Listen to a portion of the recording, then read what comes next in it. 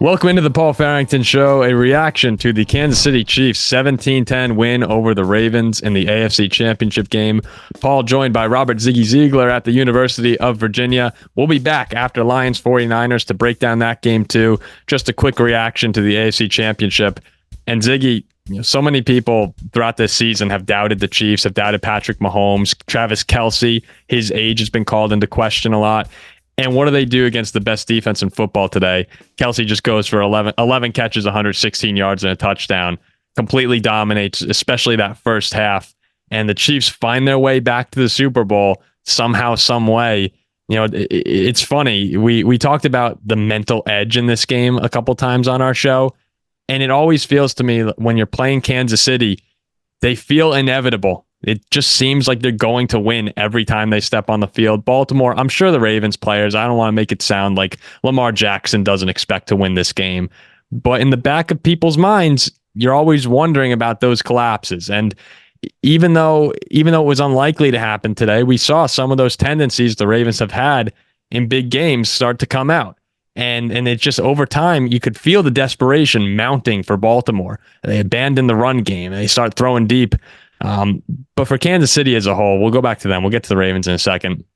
Just so impressive to get back there. Yeah. At what point in the game did you realize, like, oh, shoot, Baltimore's in trouble? Yeah, I think this is what was the absolute masterclass from the Chiefs this game, is there was no point quite where it felt like that. The Chiefs offense, you talked about Mahomes, you talked about Kelce. They were great in the first half. In the second half, the Chiefs put up 0 points. Yep. I felt like the Ravens were always just the next possession away from being able to get back in the game. But despite the Chiefs offense in the second half opening with 5 straight punts, the Ravens never ran a single play with a chance to tie the game. So it's just an incredible showing. The offense did well, don't get me wrong. Ravens defense, one of the best in the NFL. Mahomes, great. Pacheco played well. But the defense shut down MVP Lamar Jackson and the Ravens offense like no one has this season. And they deserve a boatload of credit for that. Yeah, and that's the difference between this Chiefs teams and some of the Chiefs teams that we've seen in the past is they can rely on the defense. And they've had some good units in the past, but this is one that is elite. It's a top 5 unit in the NFL. They went toe-to-toe with Baltimore defense in the second half there. It did feel like the Ravens were getting stops and you're just waiting for Lamar to do something for someone. And they had their opportunities, but every single time the Chiefs made a play, how similar didn't that feel just like the Buffalo play in the end zone with Zay Flowers? That one goes against Kansas City when McCole Hardman fumbled out of the end zone. And then this one, they make the play and recover there. If Baltimore scores, who knows? Maybe we're talking about a different result here, but the Chiefs defense either making plays or finding ways to get a stop. And here they are now, going to face off with the Niners or the Lions in the Super Bowl.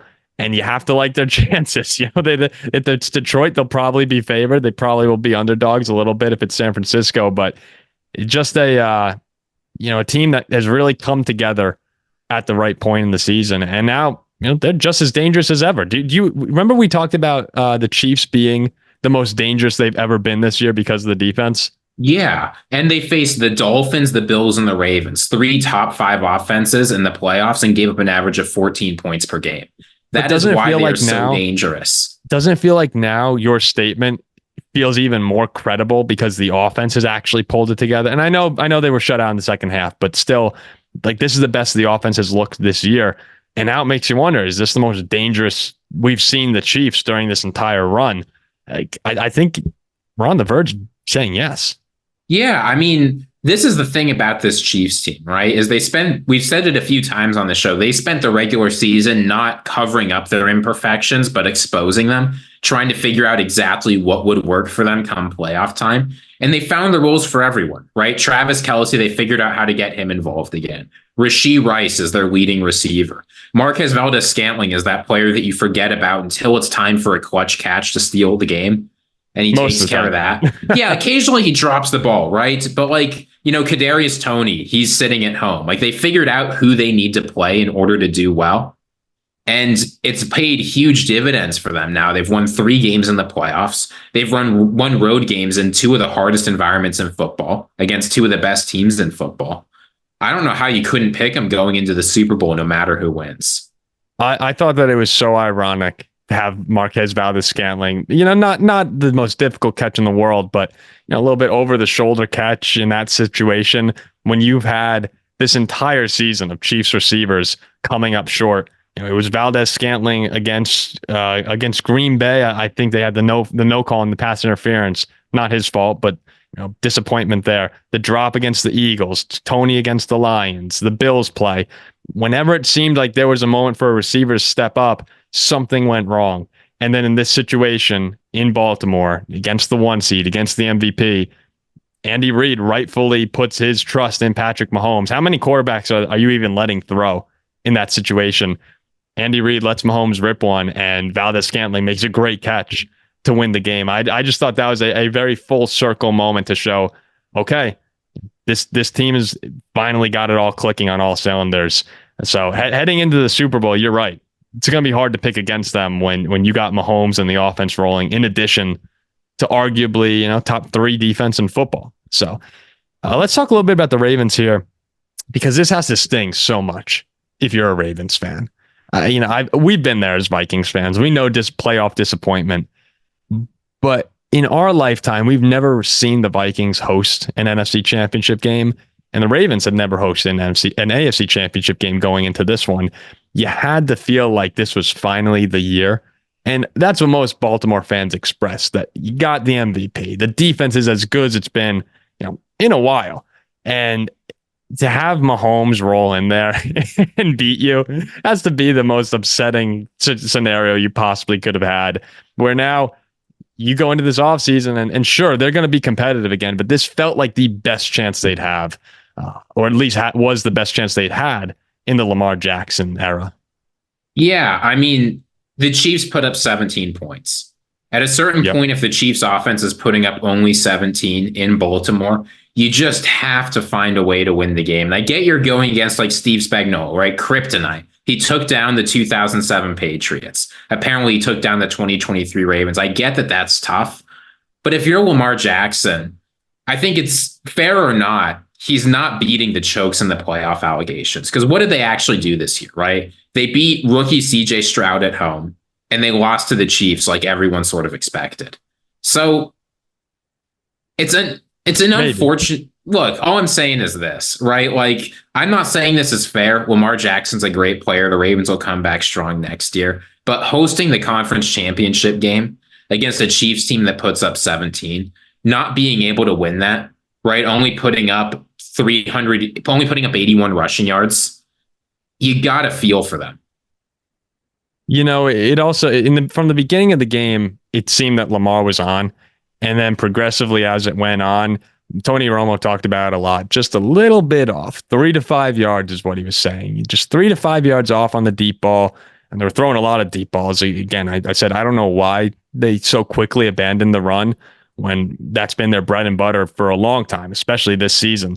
But, Lamar was just a little bit off today. And even with that, there were still plenty of opportunities for Baltimore to win this game. They had interception in the end zone. They had the fumble really, to me, was the play that ended the game. Now, the Baltimore still had a couple late drives down with a chance to put the game within striking distance. But that fumble, after the taunting penalty, a tough drive for Zay Flowers, despite basically guiding them down the field himself, it was just a day of mistakes. And they mentioned it on the broadcast too. All the penalties, some deserved, some not. I think most deserved. You can't beat Patrick Mahomes and Andy Reid when you have that many negative plays, like big plays, penalties and turnovers going against you. Yeah, I mean, that Zay Flowers taunting call was really the turning point of the game. I get why he did it. You're excited. You had a great play. The refs have been letting guys talk, but they're going to call that every time. And that's when basically everything started to go wrong, right? From the 3, you're getting a touchdown. Instead, they weren't able to. Zay Flowers gets upset, hits the bench, hurts his hand. Then Lamar Jackson later gets tilted out of his mind and throws a play that I have a friend who's a Vols fan, and he watched basically every single game of the Jeremy Pruitt Tennessee Vols. He said that was the worst throw he's seen in his life. And it was bad. I get there was a little pass interference of Isaiah Likely there, but it seemed like everything just fell apart for the Ravens because that was really their opportunity, right? You're at the 3 or 4, wherever it was. You have to move back, and they just weren't able to get it done. And the one thing for Lamar Jackson that obviously, me and you aren't in these games. You're not feeling, everyone's been in competitive environments, and the rush you get during those games is crazy. I can't imagine what it's like at the highest level in the AFC Championship game. But you could see from his demeanor, from his actions, that he was getting frustrated. I mean, he's throwing his helmet. The whole Ravens team is slamming things on the sideline. In that situation, I'm not sure what's going on their bench, but when you're trying to come back against a great team, you could see that frustration on the field. I mean, they felt like they were forcing some throws. The interception at the end on the throw to Likely, it was just tilt. Yeah, like kind of a forced throw there from Lamar. I'm sure he didn't see. I can't remember who intercepted it, but he didn't see something right. But still, you could feel it when they were playing. It didn't feel like the Baltimore Ravens that we've seen all year, who have just dominated people and overpowered them. The confidence. This felt like in the fourth quarter, throughout most of it, oh shoot, we might lose this game. Like we got to make something happen here. And then when it didn't go their way, the frustration would reach a boiling point, and then you have people cutting their hands on the bench. It's just, that's another thing where this Ravens team, they need to improve on that. In the big game, you got to keep your cool. How are you going to win these games if you're not focused? Yeah, I mean, you can't think anything else, right? I mean, we saw on the field, as you say, like that interception stands out to me. And Lamar Jackson's reaction afterwards, I think, made it very clear. He made that throw because he was mad, and they wanted a big play to feel better.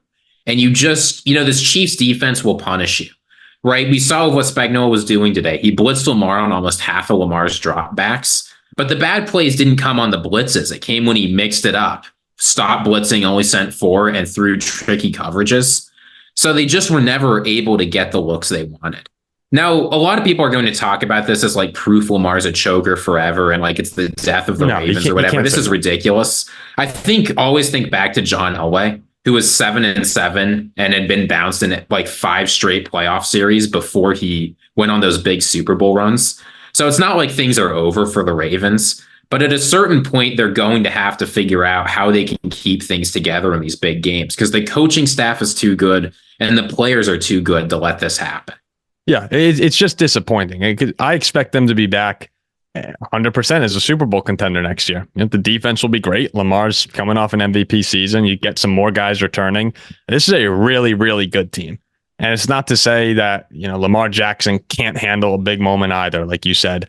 It's just, things keep going wrong, and you just got to keep knocking on the door until you get in at some point. But this may have been the best chance they had, which is what leaves it so disappointing for Ravens fans. Hosting the AFC Championship game, that's the most you can ask for heading into a season. We'll wrap it up there. We'll be back. We'll have plenty more on this game throughout the week. We'll do Lions 49ers after, talk a little bit about who the Chiefs' opponent will be in the Super Bowl. Until then, we'll see you later. Can I make one last comment, though? Please, go for it. I think I know what the Ravens can do in order to make things a little bit better. You remember that hat Quentin Nelson wore of the Colts? It was right when Phillip Rivers came to town. And the offensive linemen, they all got hats, and Quentin Nelson wore one prominently, and it said, "Run the damn ball." Oh, run. But next time Todd Monken is calling a game against the 28th run defense in the NFL by EPA per rush, I know. If you're only going to call 6 designed running back rushes, every single player on that team needs to put on that hat. That's all I'm saying. They were outrushed by the Chiefs, 89-81 today. Just strange to see such a dominant year on the ground for the Ravens. Their running backs, you're right here. Their running backs, Edwards and Justice Hill, 6 carries for 23 runs. You have to double check that because 6 sounds ridiculous. The Bills put up 180 rushing yards on this team with Josh Allen. No, I'm looking at it right here. I can't believe the numbers. Lamar had 8 carries for 54 yards. I don't know how many of them were designed. I'll have to go back and watch. But yeah, when you have 6 carries for those running backs there, what's going on? RTDB, Paul. RTDB. We'll see you for the Lions 49ers reaction.